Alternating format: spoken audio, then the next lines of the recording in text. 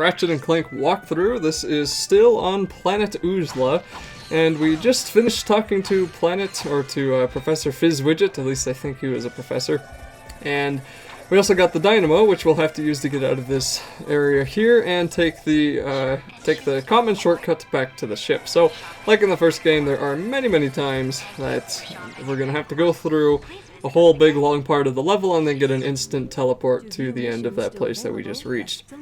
This is one of them, and that's going to happen a lot, but it is pretty useful, especially if you want to go back and collect something that you maybe missed. Now, this part of this planet is kind of like dancing with the dragons, or at least the sea dragons, and that's because there's a bunch of kind of acid sea dragons that we'll be dealing with, and of course all these squids here and these slugs. I guess they're not squids, they were slugs. And I would actually say not really to use your wrench a whole lot, just because you do want to get your weapons upgraded, and ammo is pretty plentiful at the beginning of the game. It's pretty hard to run out of ammo, but it's just better to upgrade your weapons before you use your wrench. So anyway, at the end of this, I think I said we'll be getting the tractor beam, and that will allow us to move around a couple of objects, which will come in handy, obviously, in many parts of this game. And before that, we'll have to deal a lot with this acid. Now, luckily, if you jump into this acid, you can jump out of it a couple of times before having to, before you die in it. But unfortunately, that isn't enough to jump over to the other side. Now, if you notice, if you shoot these dragons, they kind of move across, and you can see the path that they're going to take. So the path that they do take is what you're going to have to know, so you can jump on them and return to the place that you want to go. So this first initial dragon here will take you next to that second dragon, and the second dragon, I think, takes you over to the third, and if you jump on the third, that'll take you back to the first one. Or back to this initial place here. But anyway, there I'm just showing how if you jump into that acid, which maybe it's not acid, maybe it's like yellow colored water or whatever color it is, but you don't get hurt by jumping in it, and if you sink too far you do die, so try not to do that, but you can usually jump out of it a few times before it will actually take you. So when you're finally ready to get to the other side, just jump onto the dragon, and then you can jump on over to this other side of the acid pool, and then you can pick up some health if you need it. Now, for those nanotech orbs, those kinds of boxes that you are familiar with from the previous game, and the kinds of nanotech boxes that we'll be running into early on in this game, only regenerate about 1 nanotech of your health. And later on, we'll be running into boxes that look a little bit more sturdy, and those will give us about 4 health back. And sometimes that 4 health is about as useless as 1 health, because the enemies just do so much damage. Anyway, there's some piranha plants that were stolen straight from Super Mario, and as soon as you jump in them, they're going to close shut, but you do get a split second to jump off of them, so just be sure to do that before they close in.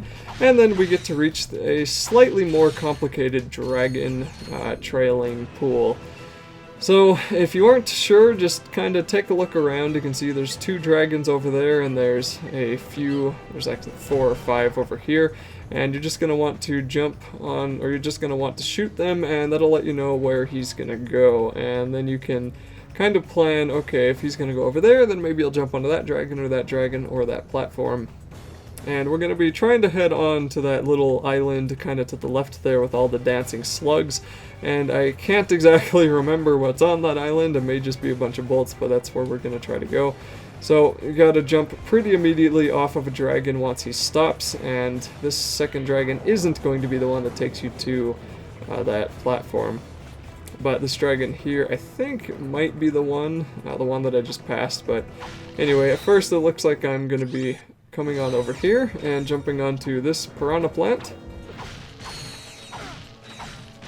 And there's a bunch of boxes with quite a few bolts, I guess. I mean, it's always good to pick up as many bolts as you can, and killing enemies will get you bolts, and destroying boxes will get you bolts. And there's going to be a few faster ways to get bolts later on, and there's going to be one way that tries to tell you that it's the fastest way, but it really isn't. So we'll see that too. But anyway, once you jump on that final dragon, you'll be taken back to the first platform, and then you'll have to do the little dragon dancing once again. So be sure to Follow this one around. This second one will kind of go around that third dragon and take you onto this little island. So now you can take care of the three-eyed slugs, and there's not really a whole lot here, so I guess there wasn't anything on here. That's why I didn't remember if there was. And, you know, just pick up the bolts, and it's so weird. I went through this game without ever finding a bolt collector, so I don't know if the bolt collector's a reward for one of the Colosseums or some other thing, but it's not a normal reward in this game, and that was kind of annoying because I love the bolt collector. Oh well. So anyway, just get back onto the first dragon and then take your way to get through these other dragons. And the camera in this game is a little bit better than in the first one. I didn't have to fight with it nearly as much as in the first Ratchet and Clank, but there are still a few moments when it's really, really weird. Like when I was on that dragon there, the dragon's head for some reason was messing up Clank or Ratchet's camera and was just making it kind of annoying. So anyway, if you still notice, we haven't really gotten to Clank yet because as far as Clank knows, he's on vacation, and as far as we know, we are tired of being on vacation. So yeah, I think that's how that goes. And then I got another nanotech upgrade there by firing my bomb at all the crabs inside that place. So getting that bomb gun upgraded first is pretty good. So is the Lancer. I mean, that bomb one turns into a nuke one. I've talked about this before, but anyway, when you're finally ready to get past this platform, you can see that big hole on the other side is where we need to go. You'll just want to jump onto this dragon and follow him around, and then you're going to have to take a quick jump onto the piranha plant so you can get onto the other dragon, and you're going to have to do that 2 more times to these other piranha plants. And I know they're probably those Venus flytraps, but come on, they're piranha plants.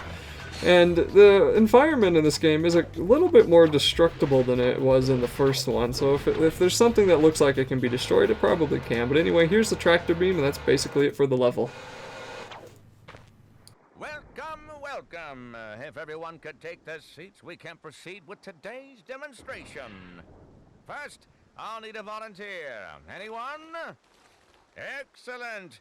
Your name, sir? Ratchet. Hey!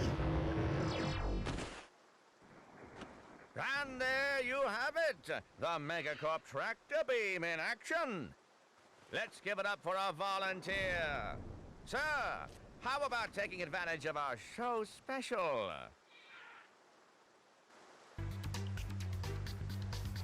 Thank you, sir. You won't be disappointed.